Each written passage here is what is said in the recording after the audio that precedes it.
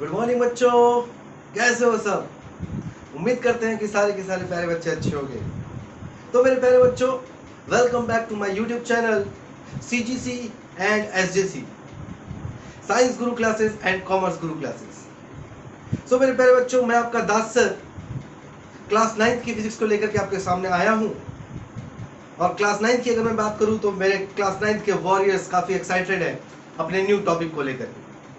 सो मेरे प्यारे बच्चों, थोड़ा सा मैं पीछे जाता हूँ, मैं आपको बताता हूँ।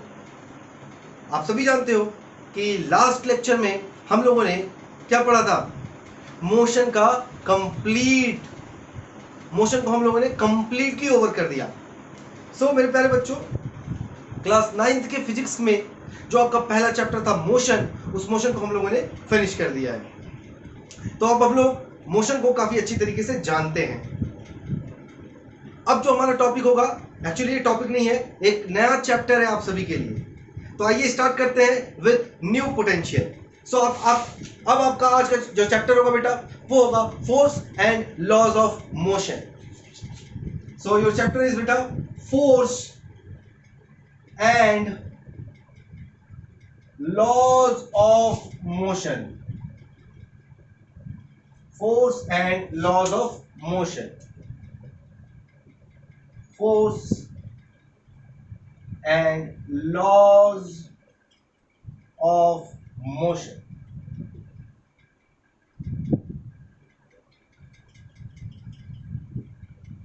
So this is your new chapter.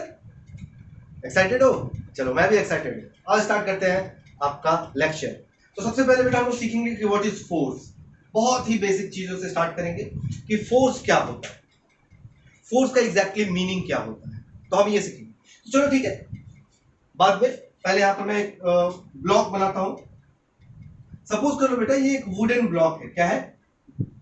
Wooden block है। ओके, और ये जो वुडन ब्लॉक है बेटा, वो किसी टेबल के ऊपर रखा गया है। किसी टेबल के ऊपर रखा गया है। This wooden block is placed at a table. At a table.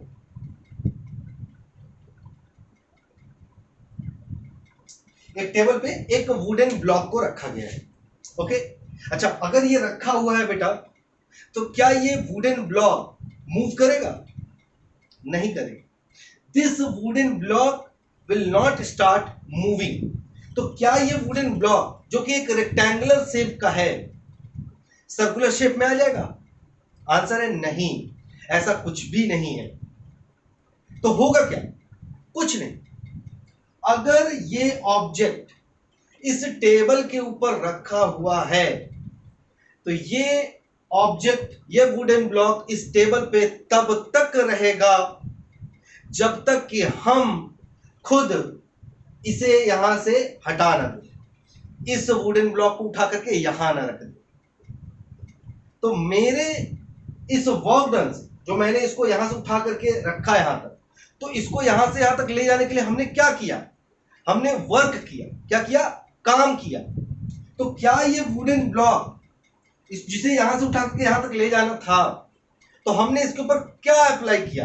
तो बेटा जब हम लोग इसके ऊपर एक फोर्स F अप्लाई करते हैं, एक फोर्स F अप्लाई करते हैं, किधर की तरफ? इधर की तरफ। किधर भी कर सकते हैं, किधर भी डायरेक्शन, क्योंकि फोर्स एक वेक्टर क्वांटिटी है। फोर्स क्या है? एक वेक्टर क्वांटिटी। तो डायरेक्शन इन्वॉल्व रहता है। तो अगर हम लोग इसे इधर की तरफ धक्का देंगे तो ये ऑब्जेक्ट इधर चला जाएगा। अब अगर हम लोग इधर से इसको इधर की तरफ पुश करेंगे तो ये ऑब्जेक्ट उधर चला जाएगा। इस ऑब्जेक्ट को अगर हम लोग उठा करके ऊपर लेकर के जाते हैं तो ऑब्जेक्ट ऊपर चला जाएगा, नीचे लेकर के जाएंगे नीचे चला जाएगा, मोड़ना चाहेंगे मुड़ जाएगा। तो इन सभी एक्टिविटीज में हमने किया क्या?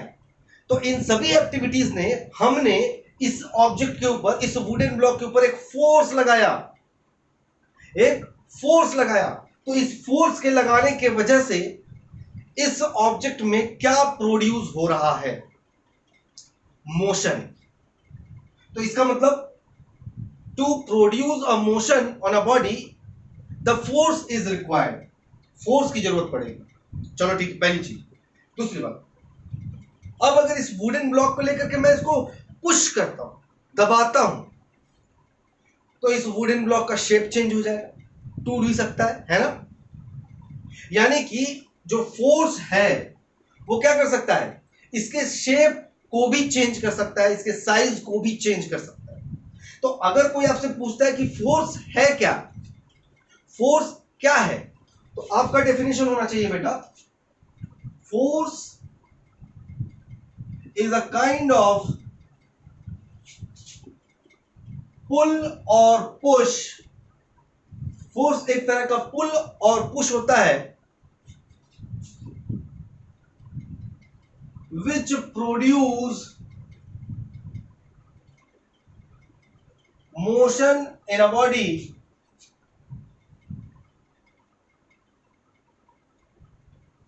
और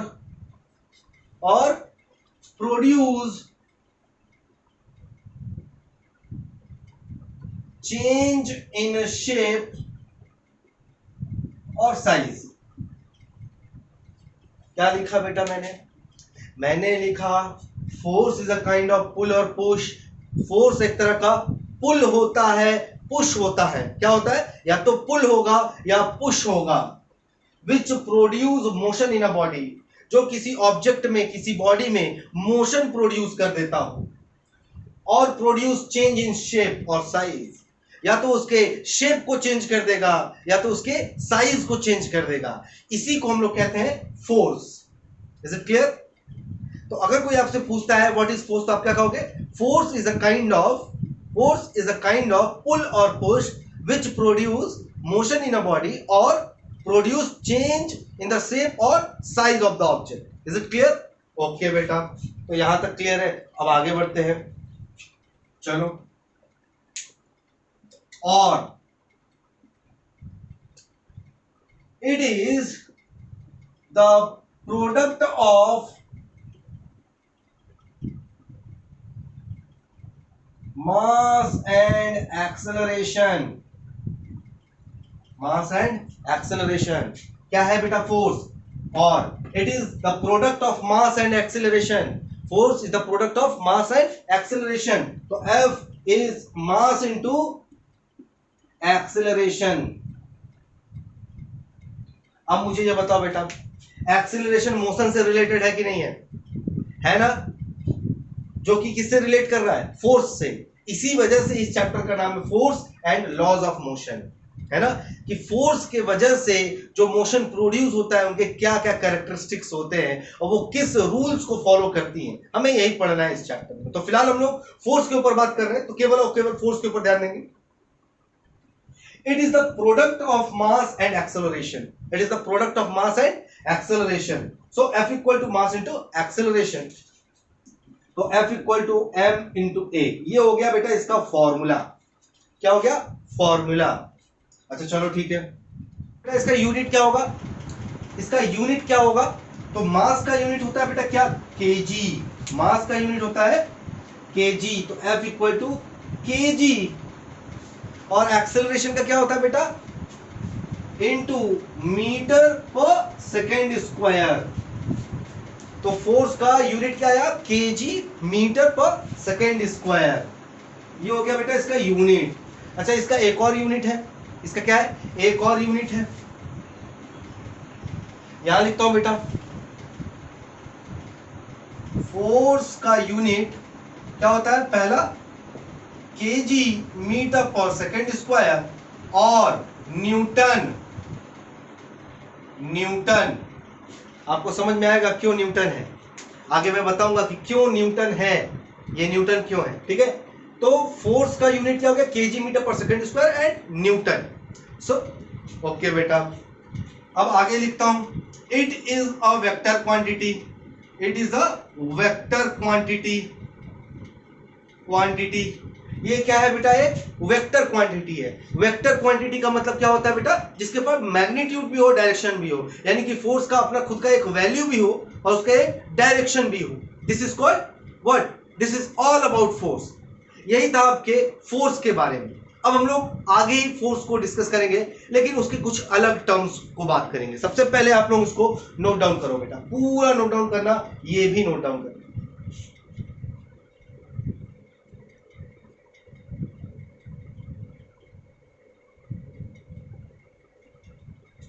सो उम्मीद है बेटा आपने नोट डाउन कर लिया होगा। मैं इसके इरेज करता हूं और आगे बढ़ता हूं। कोशिश करते हैं हम आपको और आगे ले जाने की। ज्यादा से ज्यादा टॉपिक को आज कवर करने की कोशिश करूंगा बेटा। ज्यादा से ज्यादा टॉपिक को कवर करने की कोशिश किया जाएगा। तो बेटा आज जो अब हमारे पास होगा types of force. Types of force. Types of force. चलो फिर ठीक है, टाइप्स ऑफ फोर्स। तो इसमें there are basically two type of force.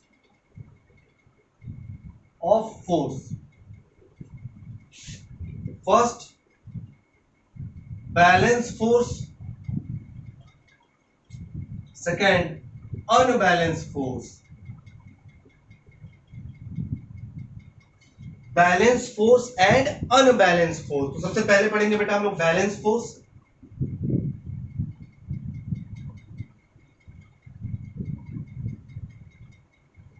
ठीक है बेटा, तो चलो बैलेंस फोर्स का डेफिनेशन लिखने से पहले मैं इसके लिए एक डायग्राम आपके लिए बना देता हूं।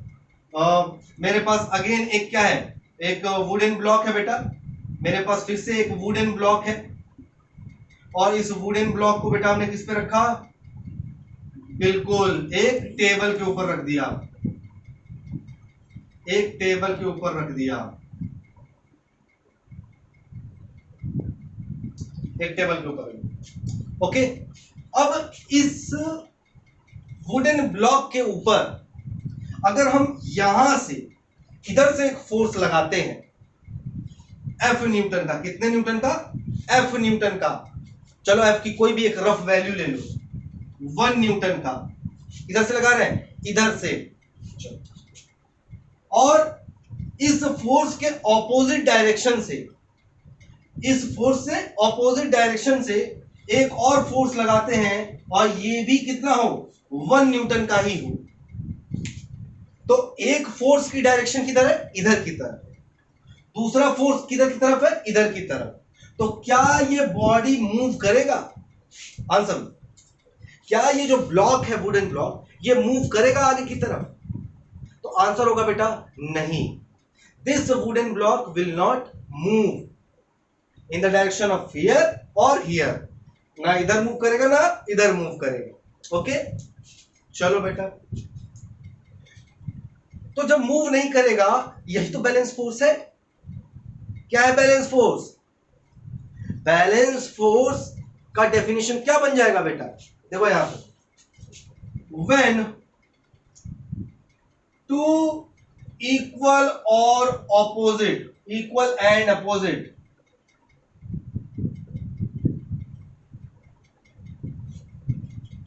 force acted on a body, then this couple of force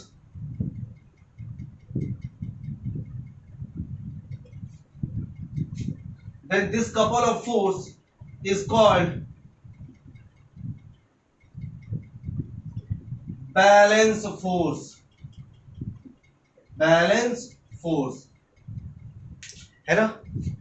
जब इक्वल और ऑपोजिट फोर्स किसी एक ब्लॉक के ऊपर एक्ट कर रहा हो, देखो एक फोर्स 1 न्यूटन का इधर की तरफ, दूसरा भी 1 न्यूटन का इधर की तरफ, तो ये ब्लॉक मूव नहीं करेगा।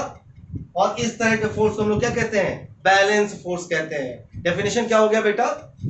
When two equal and opposite force acted on a body, किसी बॉडी के ऊपर वर्क कर रहा हो, then this couple of force is called balance force। then this couple of force is called balance force। इसको हम लोग बैलेंस फोर्स कहते हैं। इसका एक एग्जांपल देख लो। सपोज कर लो बेटा, मैं 1 न्यूटन का फोर्स इसके ऊपर यहां से लगा रहा हूं और आप बच्चे इधर की तरफ 1 न्यूटन का फोर्स लगा रहे हो, यानी कि मैं इसे इधर धक्का दे रहा हूं, आप इसे इधर धक्का दे रहे हो, लेकिन दोनों का फोर्स क्या है? इक्वल है। डायरेक्शन क्या है? ऑपोजिट है। फोर्स इक्वल है और डायरेक्शन क्या है? ऑपोजिट है। तो ये फोर्स क्या होगा? बैलेंस फोर्स होगा। क्या होगा बेटा? बैलेंस फोर्स होगा। और बैलेंस फोर्स का रिजल्टेंट क्या आता है? The result of balance force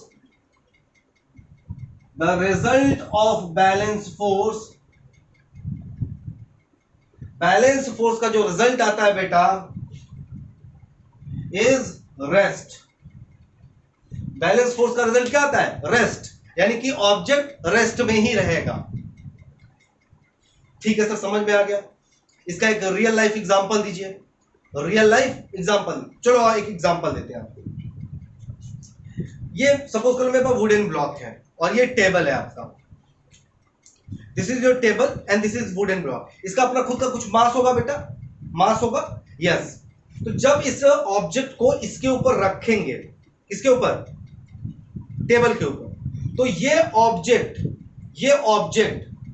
अपने मास के वजह से एक फोर्स, जो अर्थ है, अर्थ किसी भी ऑब्जेक्ट को खींचता है ना अपनी तरफ, खींचता है ना।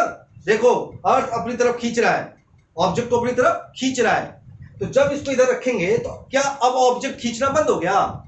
नहीं बेटा, अभी भी ये ऑब्जेक्ट को अर्थ अपनी तरफ खींच रहा है। दिस ऑब्जेक्ट, देखो ये ऑब्जेक्ट है, छोड़ा, इधर गिर गया, इधर गिर गया, ओह सच में गिर गया। ओके, ये ऑब्जेक्ट था बेटा, इसको यहां से ड्रॉप किया, ये यहां गिरा, यहां खींचा, तो क्या इसके ऊपर नहीं खींच रहा है? अभी भी अर्थ खींच रहा है बेटा। लेकिन ये नीचे क्यों नहीं जा रहा? ये नीचे क्यों नहीं जा रहा? क्योंकि जो ये मेज है, ये जो टेबल है, जितना अर्थ फोर्स इसको इधर की तरफ लगा रहा है, नीचे की तरफ, ये टेबल उतना ही फोर्स इसको ऊपर दे रहा है। समझ रहे बात को? ये हो गया एक बैलेंस फोर्स का एग्जांपल। एग्जांपल क्या होगा बेटा? A wooden block kept on a table. एक वुडन ब्लॉक को टेबल के ऊपर रखा गया है।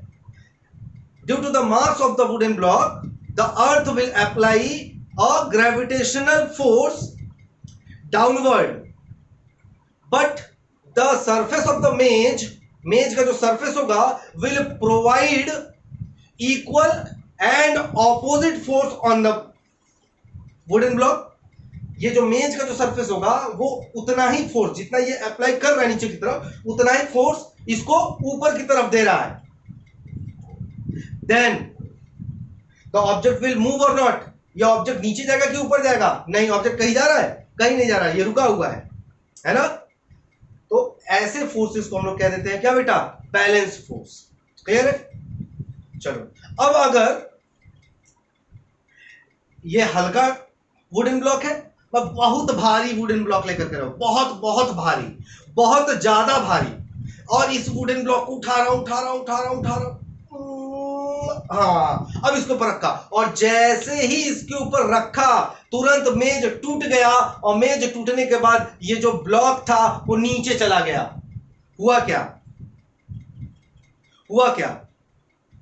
अब जो, जैसे ये अपना मास है इसके पास, तो अर्थ जो इसके ऊपर फोर्स लगाता है वो इसके मास के ऊपर डिपेंड होता है बेटा। जितना ज्यादा मास उतना ज्यादा अर्थ इसको खींचेगा अपनी तरफ। क्लियर है? तो जब अर्थ बहुत भारी था ना, तो जैसे ही उसको मेज के ऊपर रखें, तो मेज का जो सरफेस का था वो कोशिश किया कि इस ऑब्जेक्ट के ऊपर हम फोर्स लगा करके इसको रोक लें, सपोर्ट दे दें, है ना। उसके लिए क्या करना था? सरफेस को उतना ही फोर्स, जितना नीचे लग रहा है उतना ही फोर्स ऊपर लगाना था, बस। लेकिन सरफेस जो मेज का था वो क्या हो गया?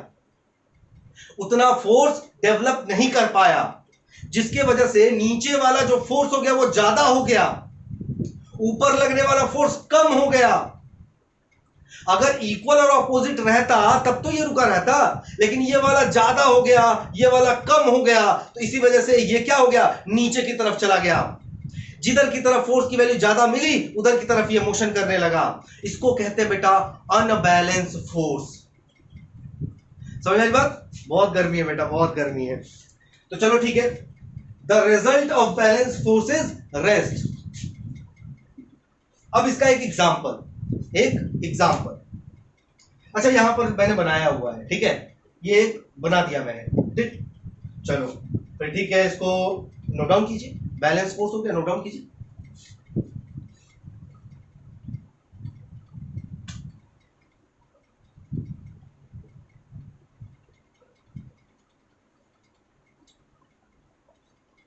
ओके बेटा, अब बात करते हैं अनबैलेंस फोर्स की।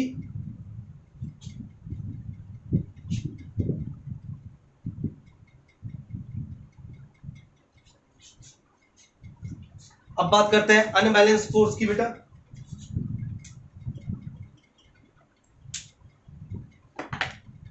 अनबैलेंस फोर्स,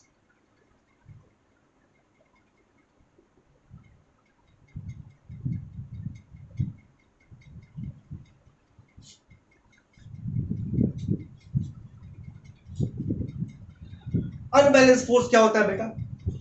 चलो सपोज कर लो इसके ऊपर एक फोर्स लगा F इक्वल टू 1 न्यूटन का इधर की तरफ, ओके। चलो 1 ना करो, 10 न्यूटन कर लो। कितना कर लो? 10 न्यूटन। 10 न्यूटन का फोर्स इधर की तरफ लग रहा है और इधर से लगने वाला फोर्स 5 न्यूटन है। कितना है? 5 न्यूटन है। इधर से लगने वाला फोर्स कितना है बेटा? 5 न्यूटन। इधर से मैं 10 न्यूटन के फोर्स से धक्का दे रहा हूं और इधर से 5 न्यूटन के फोर्स से आप लोग धक्का दे रहे हैं, तो किधर की तरफ फोर्स ज्यादा है? इधर की तरफ ना, इधर की तरफ फोर्स ज्यादा है ना। So the object will move towards larger force. The object will move towards larger force, heavy force की तरफ वो मूव करने लगेगा। डेफिनेशन क्या होगा अनबैलेंस फोर्स का? अनबैलेंस का फोर्स का डेफिनेशन क्या होगा? तो बेटा देखो जरा सा, बैलेंस फोर्स में क्या होता था? बैलेंस फोर्स में 1 न्यूटन का फोर्स इधर से लगा और 1 न्यूटन का फोर्स इधर से लगा। 1 न्यूटन इधर से, 1 न्यूटन इधर से, तो डायरेक्शन ऑपोजिट था।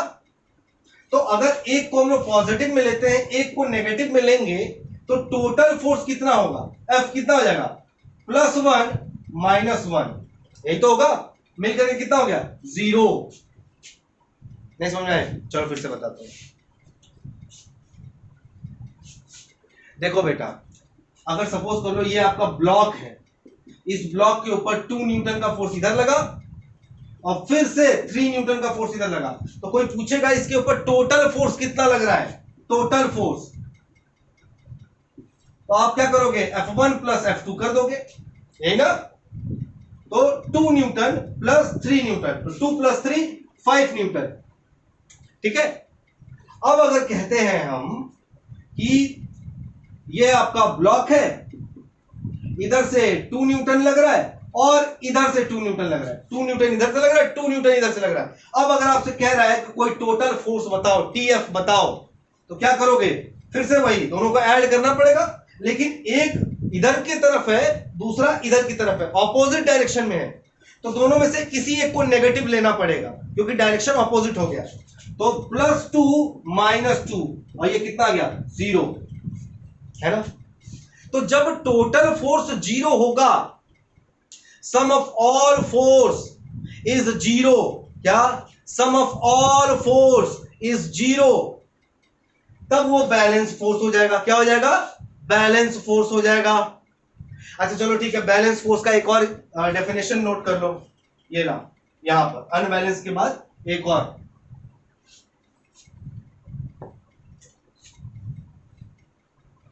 When sum of all force is 0, then this force will be balanced force। सभी फोर्सेस का सम कितना होना चाहिए? 0 होना चाहिए। तो यहां पर दिखाया बेटा हमने, एक 2 न्यूटन इधर की तरफ, एक 2 न्यूटन इधर की तरफ, ऑपोजिट डायरेक्शन में, तो इस वजह से एक को पॉजिटिव एक को नेगेटिव ले लिया। लेकिन अगर दोनों सेम डायरेक्शन में होता तो दोनों को सम कर देते। और यहां पर देखो क्या ये बैलेंस फोर्स है? 5 न्यूटन आया, तो बैलेंस फोर्स नहीं है, ओके, क्योंकि बैलेंस फोर्स के लिए 0 आना चाहिए। नेट फोर्स, टोटल फोर्स कितना चाहिए? 0 आना चाहिए।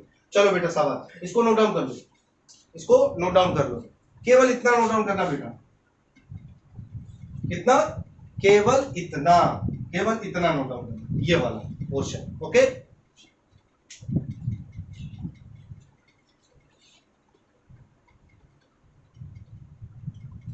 ओके बेटा, चलो इरेज कर रहा हूं।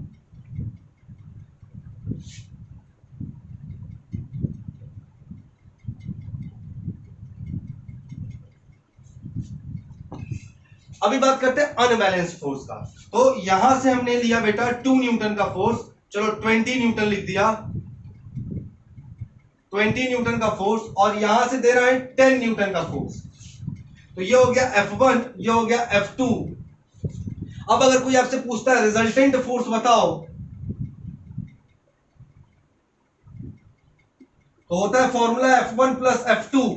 F1 प्लस F2 तो फॉर्मूला होता है बेटा, लेकिन एक फोर्स इधर लग रहा है, दूसरा फोर्स इधर, ऑपोजिट डायरेक्शन में ना दोनों, तो एक को पॉजिटिव लेना पड़ेगा और एक को नेगेटिव, तो आया 10 न्यूटन रिजल्टेंट फोर्स। तो F नेट लिख दो, net, F net total force 10 Newton. कितना है बेटा? 10 न्यूटन आया। तो क्या ये 10 न्यूटन जीरो है? नहीं। तो when the resultant force is a non zero, जब टोटल किसी ऑब्जेक्ट के ऊपर टोटल लगने वाला फोर्स क्या हो? नॉन जीरो हो, जीरो ना हो, नॉन जीरो हो, तो इस तरह के फोर्स को हम लोग कहते हैं बेटा अनबैलेंस फोर्स। अनबैलेंस्ड फोर्स क्या होगा definition? When net force acting on a body is non-zero, then this force is known as what beta? Unbalanced force. Unbalanced force. Is it clear? Is it clear? चलो बेटा ठीक है, unbalance force भी हो गया, note down कर लीजिए।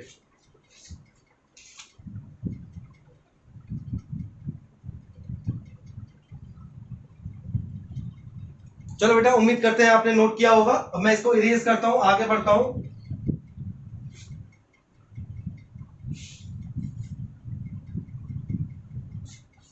कुछ एग्जांपल्स लेते हैं बेटा फोर्स का। Type of force, type of force. अभी मैंने बताया था टाइप ऑफ फोर्स बेसिकली कितने तरह के होते हैं? दो तरह के, बैलेंस और अनबैलेंस। तो अभी क्या बता रहे हैं सर? अभी भी तो टाइप ऑफ फोर्स बता रहे हैं। हाँ बेटा, few examples, few examples. Type of force कितने तरह के होते हैं उसके कुछ एग्जांपल बताने जा रहा हूं। तो सबसे पहला फोर्स बेटा जो होता है वो आप लोग जानते हो, बचपन से देखते आ रहे हो। इस मार्कर को मैंने छोड़ा, ये मार्कर नीचे आ गया, किसके वजह से? ग्रेविटेशनल फोर्स की वजह से, यानी कि अर्थ अपनी तरफ खींचा इसको अपनी तरफ। तो पहला फोर्स हो गया बेटा आपका ग्रेविटेशनल फोर्स, ग्रेविटेशनल फोर्स। दूसरा भी आप लोग जानते हो बेटा, आप मैग्नेट लेकर के आओ, दो मैग्नेट को क्लोज लेकर के आओ, या तो वो अट्रैक्ट कर लेगा, या तो वो अट्रैक्ट कर लेगा या रिपल कर लेगा, तो मैग्नेटिक फोर्स, मैग्नेटिक फोर्स।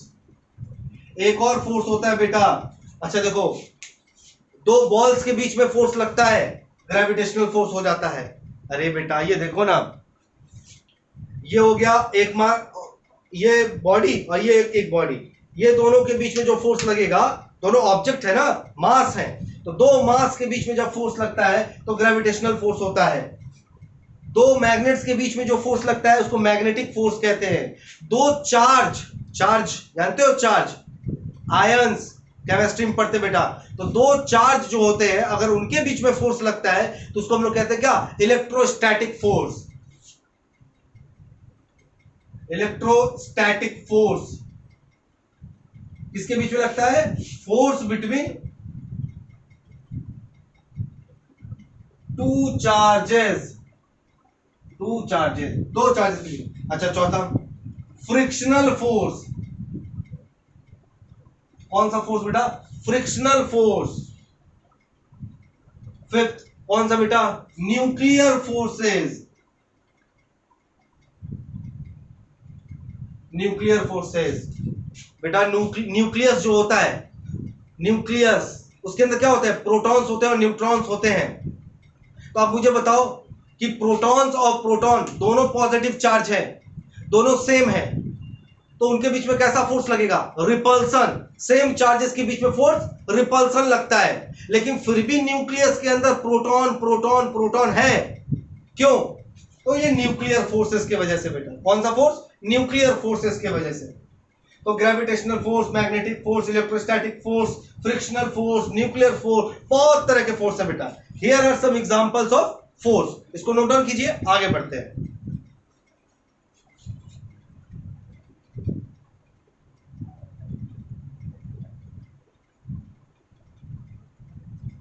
चलो बेटा, उम्मीद करते हैं आपको समझ में आया होगा। इरेज करता हूं मैं और आपको आगे लेके चल रहा हूं। आगे लेकर के चल रहा हूं और ये टॉपिक होगा आपका क्या? Laws of motion. आ गया आप इंपॉर्टेंट टॉपिक के ऊपर, laws of motion. Laws of motion क्या पढ़ना है बेटा? हमें लॉज ऑफ मोशन पढ़ना है, यानी कि मोशन के क्या नियम है, रूल्स क्या है मोशन होने के, हमें वो पढ़ना है। तो सब देखो, ये किसने दिया था? Laws of motion was given by, it was given by, it was firstly introduced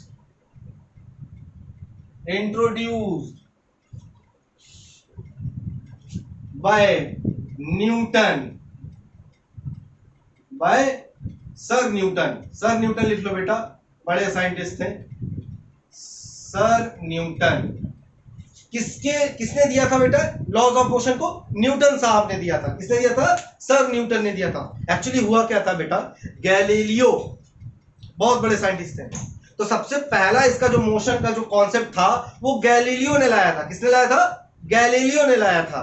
लेकिन गैलीलियो तो मर गए, उन्होंने उसको लॉज नहीं बना पाया, उन्होंने उनको सिंक्रोनाइज नहीं कर पाए। फिर न्यूटन ने उसको स्टडी किया। किसने स्टडी किया? न्यूटन ने। तो जब न्यूटन ने स्टडी किया तब उन्होंने अपना मोशन का लॉ बना दिया। तो इसको कहते हैं laws of motion given by sir Newton. Newton ने, लेकिन इंट्रोड्यूस किसने किया था? गैलीलियो ने। बाद में इसको किसने लिखा? न्यूटन साहब ने बताया। ओके, तो sir Newton, it was firstly introduce by sir Newton. Sir Newton ने बताया। Okay, there are 3 laws of motion. There are 3 laws of motion. कितने तरह के मोशन होते हैं बेटा? 3 तरह के मोशंस होते हैं। There are 3 laws of motion. 3 तरह के laws of motion होते हैं। चलो बेटा, पहला पढ़ते हैं। फर्स्ट लॉ ऑफ मोशन और law of inertia. Law of inertia, first law of motion या फिर लॉ ऑफ इनर्शिया। समझ लो पहले इसका मतलब क्या है। ये डस्टर है। ओके, अब ये जो डस्टर है बेटा, व्हाइट बोर्ड क्लीनर जो है, ये मेरे हाथ पे रखा हुआ है। अब आप इससे कहो कि चलो चलो भाई, अरे चलो, नहीं चल रहा है ना? नहीं चल रहा है बेटा। अच्छा चलो ठीक है, ऊपर उड़ो, ऊपर भी नहीं उड़ रहा है, नीचे जाओ, नीचे भी नहीं जा रहा है। तो बेटा ये ऑब्जेक्ट क्या कर रहा है? मेरे किसी बात को मान ही नहीं रहा है, मेरे किसी बात को ये मान ही नहीं रहा।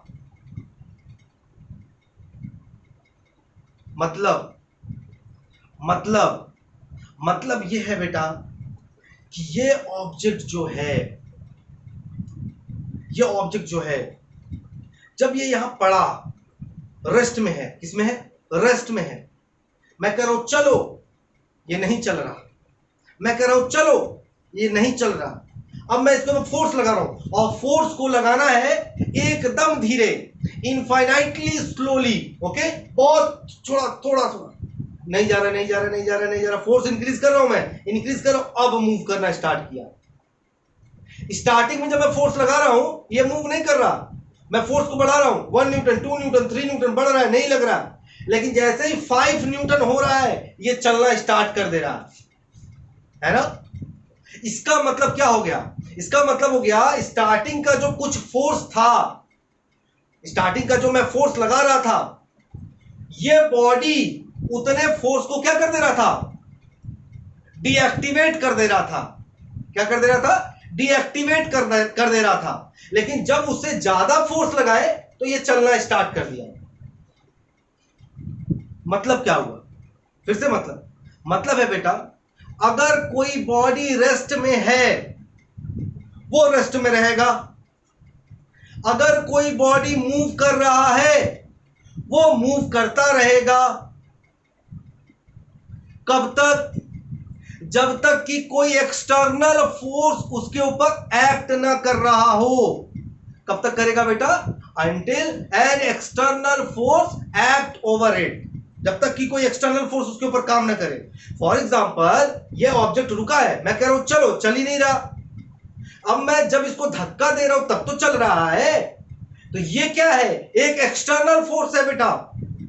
ओके, अब ये चल रहा है, चल रहा है, चल रहा है, चल रहा है, इसको रोकने के लिए कोई नहीं है। एक मिनट के लिए आप भूल जाओ, एक मिनट के लिए आप भूल जाओ कि यहां पर एयर है, यहां पर एयर है, फ्रिक्शन है, कुछ नहीं है, वैक्यूम है। क्लियर? क्या है? वैक्यूम है। तो अगर ये ऑब्जेक्ट वैक्यूम में चलना शुरू कर दिया तो ये रुकने वाला नहीं है बेटा, ये चलता रहेगा, चलता रहेगा, चलता रहेगा।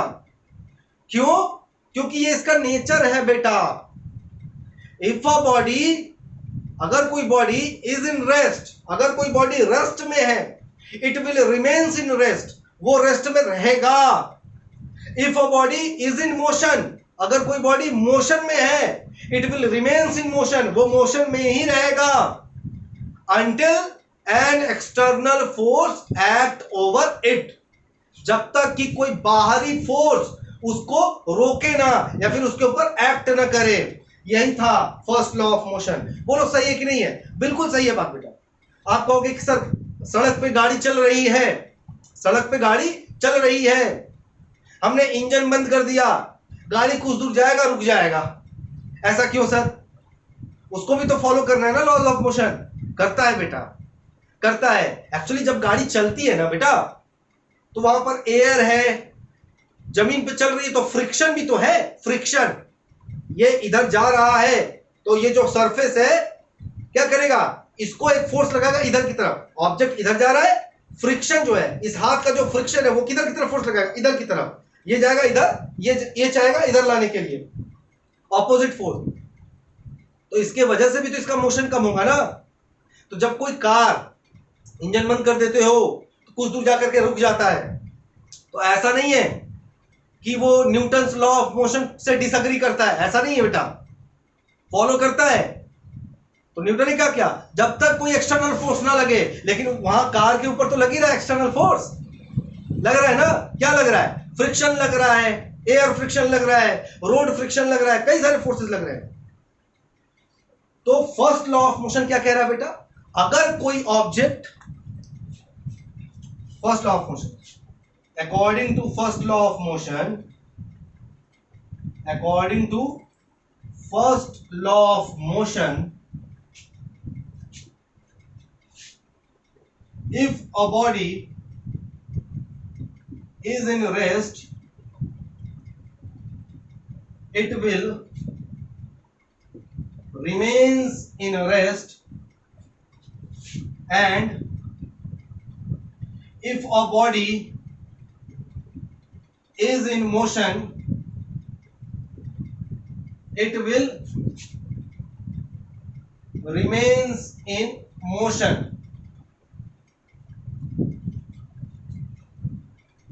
until an external force act over it, until an external force act over it। क्या लिखा बेटा मैं? If a body is in rest, अगर कोई बॉडी रेस्ट में है, it will remains in rest, वो रेस्ट में ही रहेगा। And if a body is in motion, अगर कोई बॉडी मोशन में है, it will remains in motion, वो मोशन में ही रहेगा। अंटिल, जब तक an external force act over it, जब तक कि कोई बाहरी फोर्स उसके ऊपर न लगता हो, जब तक कि कोई बाहरी फोर्स उसके ऊपर न लगता हो। This is all about first law of motion. इसको क्या कहते हैं बेटा? फर्स्ट लॉ ऑफ मोशन कहते हैं। क्या कहते हैं? First law of motion. Okay, चलो बेटा नोट डाउन करो इसे।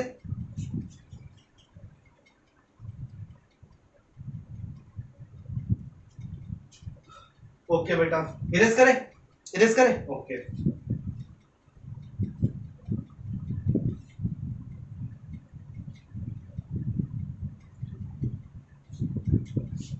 मैंने बताया बेटा, ये जो फर्स्ट लॉ ऑफ मोशन था उसको हम लोग लॉ ऑफ इनर्शिया भी कहते हैं। क्या कहते हैं? Law of inertia. तो ये इनर्शिया क्या है? इनर्शिया क्या है? इनर्शिया क्या है?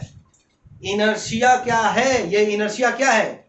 तो इनर्शिया में से अगर इसको मैं बड़ा बड़ा लिखता हूं, इनर्शिया, ऐसे बड़ा लिख दिया, इन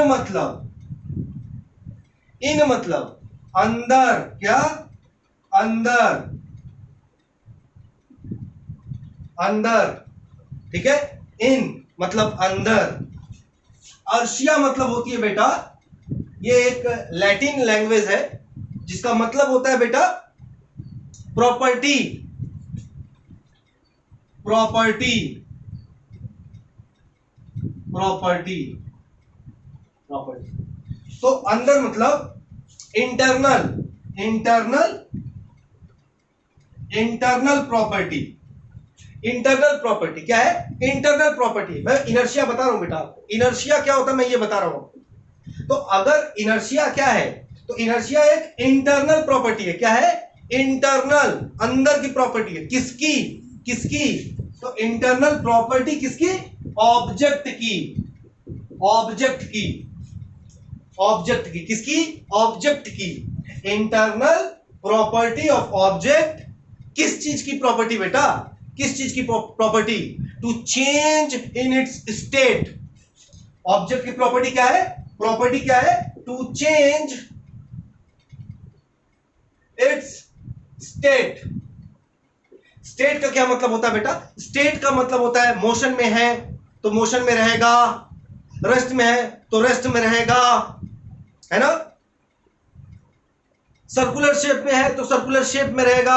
इसको स्क्वायर में बदलने के लिए फोर्स लगाना पड़ेगा ना। हाँ हाँ। तो इनर्शिया क्या है? इंटरनल प्रॉपर्टी है। किसका? ऑब्जेक्ट का। क्या करता क्या है? To change its state. क्या करता है? अपोज करता है। Oppose, oppose to change its state. अपने स्टेट को चेंज करने का क्या करता है? अपोज करता है। क्लियर? इनर्शिया क्या करता है? अपने स्टेट ऑफ चेंज का अपोज करता है। मतलब मोशन कर रहा है तो मोशन ही करेगा, कोई रोकना चाहेगा तो नहीं रुकने की कोशिश करेगा। क्या करेगा? रुकेगा नहीं। लेकिन अब बताओ यार, तुम बताओ, एक कार, एक कार चल रहा है, ट्रैवल कर रहा है, ठीक। अब इसके सामने आदमी आ जाए, मैन आ जाए, इसको रोक पाएगा? नहीं रोक पाएगा। लेकिन अगर इसी कार के सामने मैं एक ट्रेन ला करके रख दूं, एक बस ला करके रख दूं, तो क्या होगा? ये कार जाके टकराएगा, कोलाइड करेगा और रुक जाएगा, है ना। कोलाइड करेगा और रुक जाएगा। तो हुआ क्या? What happened? जितना बड़ा ऑब्जेक्ट वो उतना ज्यादा अपोज करेगा। क्या बोला? जिसका मास जितना ज्यादा वो उतना ज्यादा अपोज करेगा। बोलो हाँ या ना, बोलो हाँ या ना। यार मुझे ये बताओ, आपके पास एक बक्सा है, बॉक्स है, बॉक्स, उस बॉक्स में किताबें भरी हैं, उसको उठाना ज्यादा इजी है कि खाली बॉक्स को उठाना इजी है? दोनों तो बॉक्स ही है ना। एक बॉक्स में क्या किया? किताबें रखा हुआ है तो उसको उठाने में ज्यादा फोर्स लगेगा, और एक बॉक्स क्या है? खाली है तो उसको उठाने में ज्यादा फोर्स नहीं लगेगा। यही तो इनर्शिया है, यही तो इनर्शिया है। इनर्शिया का मतलब क्या होता है? बॉक्स ऐसा नहीं है बेटा, बॉक्स ऐसा थोड़ी है कि अपने मन से उठ जाएगा, नहीं ना। बॉक्स अगर रखा हुआ है तो वो वही रखा रहेगा जब तक कि हम लोग एक्सटर्नल फोर्स लगाए। लेकिन एक बार एक्सटर्नल फोर्स कम लगाना पड़ रहा है, एक बार एक्सटर्नल फोर्स ज्यादा लगाना पड़ रहा है। हो क्या रहा है? दोनों के मास को वेरी करा दिया गया, दोनों के मास को क्या कर दिया? वेरी करा दिया गया। और वेरी कराने के वजह से क्या चेंज हो गया? ऑपोजिशन चेंज हो गया। पहले कम अपोज कर रहा था, अभी ज्यादा अपोज कर रहा है। Opposition to change its state, अपने स्टेट को। दोनों बक्से रेस्ट पे रखे हुए हैं तो दोनों चाहेंगे हम रेस्ट पे रहें। दोनों क्या चाहेंगे? हम रेस्ट पे रहें, दोनों चाहेंगे। तो जब दोनों रेस्ट पे रहना चाहेंगे बेटा, तो किसी को उठाने में कम फोर्स, किसी को उठाने में ज्यादा फोर्स क्या क्यों चाहिए? क्योंकि मास दोनों का अलग है। और मास की वजह से उनका जो अंदर की जो प्रॉपर्टी है रेस्ट पे रखने का, भारी वाला ज्यादा देर तक क्या रख सकता है रेस्ट पे, हल्का वाला कम देर तक, कम फोर्स तक, है ना। चलो, तो अगर कोई आपसे पूछता है इनर्शिया क्या है, तो इनर्शिया एक प्रॉपर्टी है किसका, ऑब्जेक्ट का। कहां का प्रॉपर्टी है, अंदर का, इंटरनल प्रॉपर्टी है, अंदर का प्रॉपर्टी है। किस चीज का, to oppose to change its state, oppose to change its state, अपने स्टेट को चेंज करने के लिए ऑपोजिशन करता है, यही इसकी प्रॉपर्टी है। और डेफिनेशन लिखते हैं।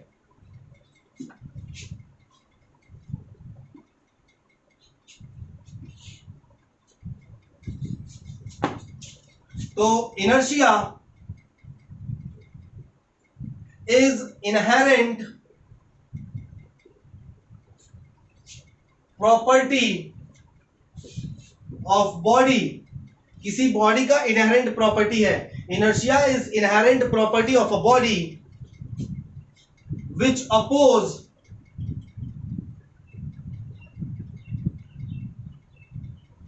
टू चेंज इट्स स्टेट, जो क्या करता है, अपोज करता है किस चीज का, अपने स्टेट का चेंज करने का। इसका मतलब मोशन में है तो मोशन में ही रहना चाहेगा, रेस्ट में है तो रेस्ट में ही रहना चाहेगा। अब मोशन में है तो लगातार मोशन करता रहे, रेस्ट में है लगातार रेस्ट करता रहे। यही जो प्रॉपर्टी है बेटा, इसी को कहते हैं इनर्शिया। इसी को क्या कहते हैं, इनर्शिया कहते हैं। और अगर मोशन में है, लगातार मोशन में रहेगा, इसको कौन रोक सकता है, एक्सटर्नल फोर्स। रेस्ट में है तो हमेशा रेस्ट में रहेगा, इसको कौन मूव करा सकता है, एक्सटर्नल फोर्स। तो इनर्शिया क्या है, inertia is inherent property of body, किसी भी बॉडी का इनहेरेंट प्रॉपर्टी है which oppose to change its state, जो क्या करता है, अपोज करता है अपने स्टेट चेंज का।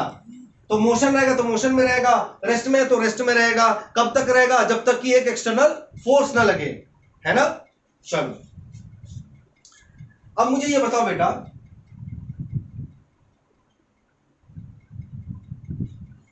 अब मुझे ये बताओ बेटा, ये एक बॉक्स है, ये क्या है, एक बॉक्स है, चलो एक कंटेनर है, दोनों सेम कंटेनर है, दोनों सेम कंटेनर है। एक में पानी भरा हुआ है, एक खाली है। एक में पानी भरा हुआ है और एक खाली है। तो बताओ मुझे, क्या दोनों को मूव कराने के लिए सेम फोर्स देना है, सेम फोर्स लगेगा, दोनों को उठाने में सेम फोर्स लगेगा, नहीं। तो इनर्शिया तो बदल गया, इसका मतलब इनर्शिया क्या हो गया, चेंज हो गया। क्यों चेंज हो गया, क्योंकि इसमें पानी भर दिया गया, इसमें पानी भर दिया गया। तो पानी भरने से हुआ क्या, मास चेंज हो गया। क्या चेंज हो गया, मास चेंज हो गया। समझ में आ रही बात बेटा, मास चेंज हो गया। यानी कि इनर्शिया क्या है, इनर्शिया किसी भी ऑब्जेक्ट की इनहेरेंट प्रॉपर्टी है, जो क्या करता है, उस बॉडी के चेंज इन स्टेट का अपोज करता है, मूव नहीं करने देना चाहता है, या फिर रेस्ट में नहीं आने देने का करता है ना। विच मेजर्ड, जो कि नापा जा सकता है, इनर्शिया को मेजर किया जा सकता है। Which measured, which can be measured, या which measured in the term of mass, जिसको हम लोग किस टर्म में मेजर करते हैं, मास के टर्म में। समझ रहे, जिसका मास जितना ज्यादा, उसको रोकने के लिए या फिर उसको चलाने के लिए उतना फोर्स, यही तो इनर्शिया है। जिसका मास जितना ज्यादा, उसको चलाने के लिए उतना ज्यादा फोर्स, है ना। सो बेटा, आपको समझ में आया होगा कि इनर्शिया का मतलब क्या है। तो यहां पर बेटा मैंने आपको इनर्शिया एक्सप्लेन कर दिया कि इनर्शिया का मतलब क्या है। अब मैं लिख रहा हूं, the inertia of a body is measured of mass of the body,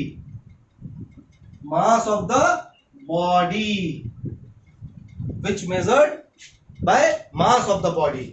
तो this is all about inertia. ये क्या था, इनर्शिया था बेटा। तो अब आपको समझ में आया क्यों इसको लॉ ऑफ इनर्शिया कहते हैं बेटा। लॉ ऑफ मोशन क्या था, पहला वाला कह रहा था कि अगर कोई बॉडी रेस्ट में है तो वो रेस्ट में रहेगा, अगर कोई बॉडी मोशन में है तो मोशन में रहेगा, जब तक कि उसके ऊपर कोई एक्सटर्नल फोर्स ना लगे। किसने कहा? न्यूटन ने कहा। क्या नाम दिया? First law of motion. और इसको लॉ ऑफ इनर्शिया क्यों कहते हैं? क्योंकि इनर्शिया की भी तो यही टेंडेंसी है। इनर्शिया चाहता क्या है? अपना पोजीशन ना चेंज करने का। अगर वो चल रहा है तो चलता रहेगा, अगर वो रुका हुआ है तो रुका रहेगा। This is called inertia. ठीक है बेटा, इसको नोट डाउन कीजिए, आगे बताता हूं।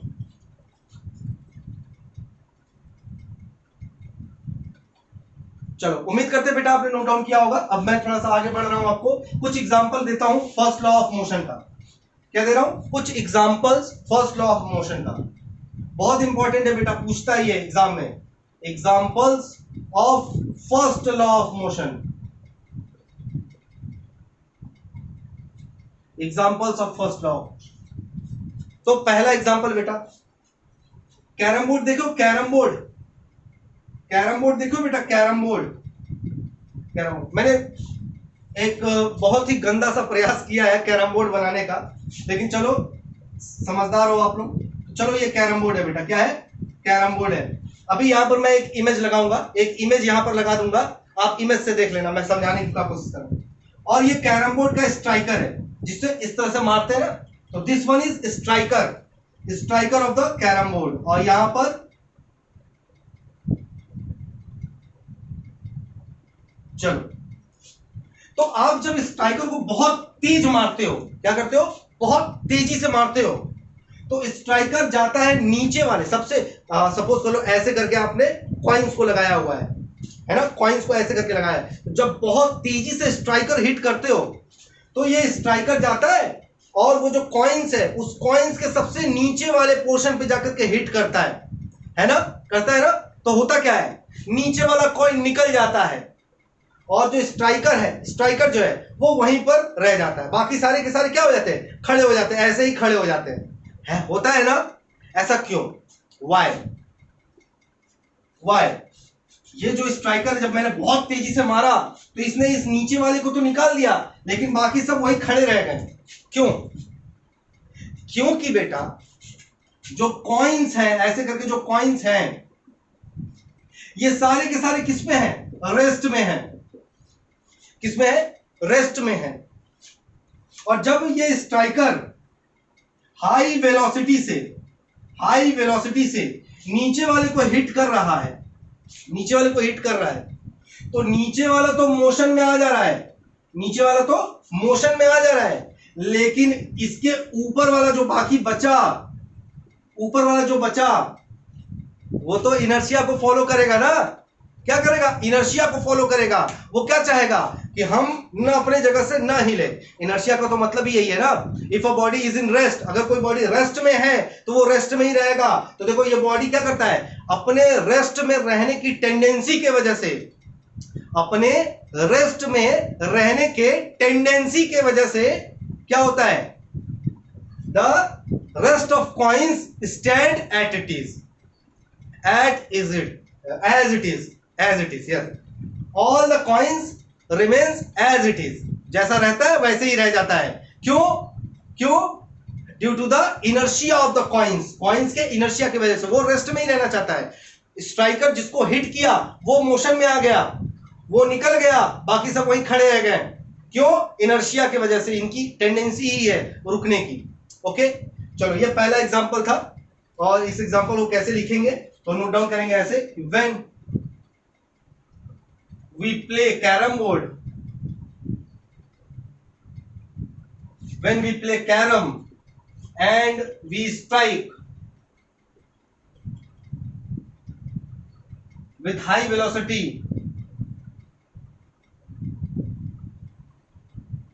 to the bottom coin, then bottom coin को high velocity से hit करते स्ट्राइकर से, then rest all the coins remains as it is, ऐसे ही रह जाते हैं, but the bottom coin moves, moved, bottom coin क्या हो जाता है, मूव कर जाता है ना। This happens because of inertia of the coin, inertia of the coin. ऐसा क्यों होता है, कॉइन के इनर्शिया की वजह से होता है, ठीक है, कॉइन्स के इनर्शिया की वजह से होता है बेटा। मैं इमेज को यहां चला दूंगा, ओके, इमेज को यहां चला दूंगा। चलो ठीक है बेटा, इमेज आपको यहां बनाना होगा, इसको नोट डाउन कर लीजिए, और चाहो तो अपने अपने लैंग्वेज में भी इसको नोट डाउन कर सकते हो, ओके। चलिए बेटा, ये फर्स्ट एग्जांपल था क्या, कैरम बोर्ड का, नोट डाउन कीजिए।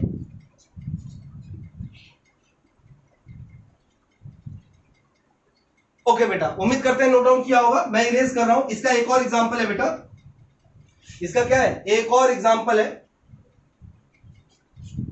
एक और एग्जांपल है। अच्छा, आप लोगों ने देखा होगा जादू दिखाया जाता है, एक जादू दिखाया जाता है। तो मेरे पास बेटा क्या है, एक कार्डबोर्ड है, एक कार्डबोर्ड, एक ग्लास है, एक ग्लास है, और ग्लास के ऊपर क्या है, एक कार्डबोर्ड है। एक ग्लास है, ग्लास के ऊपर क्या है, एक कार्डबोर्ड है, और कार्डबोर्ड के ऊपर मैंने एक कॉइन रखा हुआ है। क्या रखा हुआ है, कॉइन रखा हुआ है। चलो ये कॉइन है, ओके। अब जब हम इस कार्डबोर्ड को हिट करते हैं, बहुत तेजी से हिट करो, तो ये कार्डबोर्ड निकल जाता है और कॉइन क्या हो जाता है, यहां गिर जाता है अंदर। तो इसका जो सेकंड इमेज बनेगा वो कैसा बनेगा बेटा, चलो ये ग्लास है, कॉइन यहां पहुंच गया आपका, और कार्डबोर्ड क्या हो गया, कार्डबोर्ड आपका यहां पहुंच गया,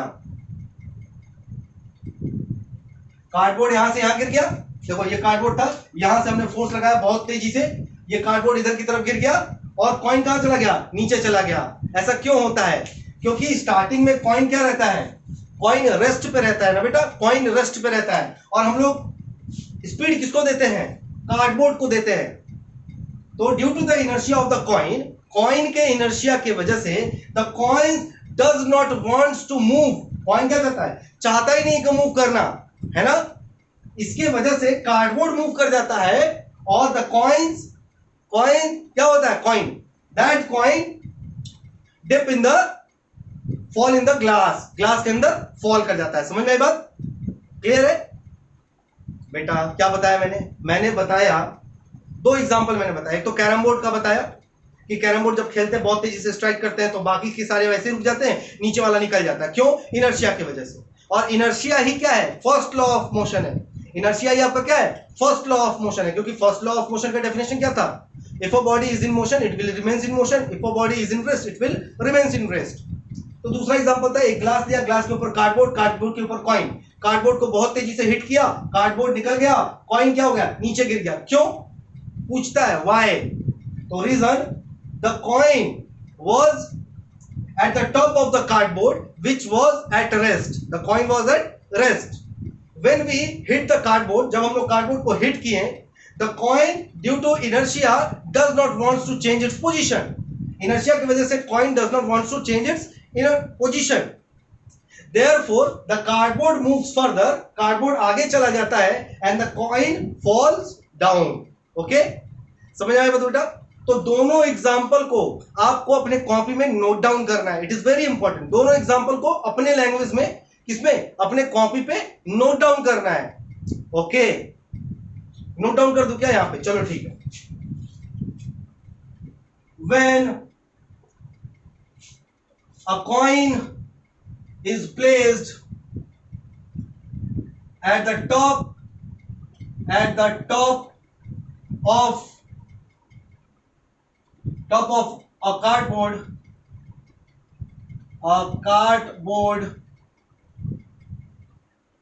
and which placed at top of the glass,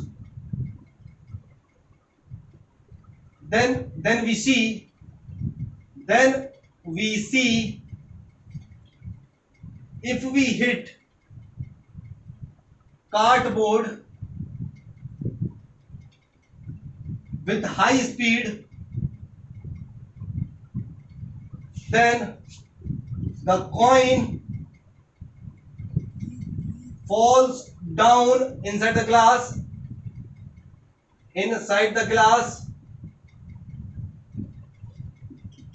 inside the glass, inside the glass, because due to inertia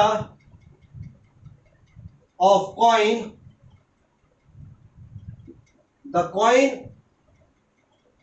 oppose the changing its state. उम्मीद करता हूं बेटा आपको ये समझ में आया होगा।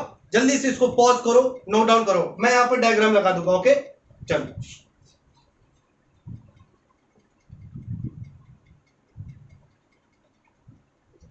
तो उम्मीद करते हैं बेटा आपको समझ में आया होगा आज का ये लेक्चर। तो आज के ये लेक्चर में हमने क्या क्या पढ़ा बेटा? आज के इस लेक्चर में हमने पढ़ा पहला कॉन्सेप्ट कि what is force, what is balance and non unbalance force, types of force and first law of motion along with two example. तो उम्मीद करता हूं बेटा आपको ये वीडियो बहुत ज्यादा पसंद आया होगा। इस वीडियो को बहुत ज्यादा प्यार देना। कैसे? लाइक, शेयर, सब्सक्राइब करना। थैंक यू मेरे प्यारे बच्चों। चैनल को सब्सक्राइब करना। चैनल क्या है? Commerce Guru classes, CGC SGC science Guru classes. मैं आपका दास सर। बाय।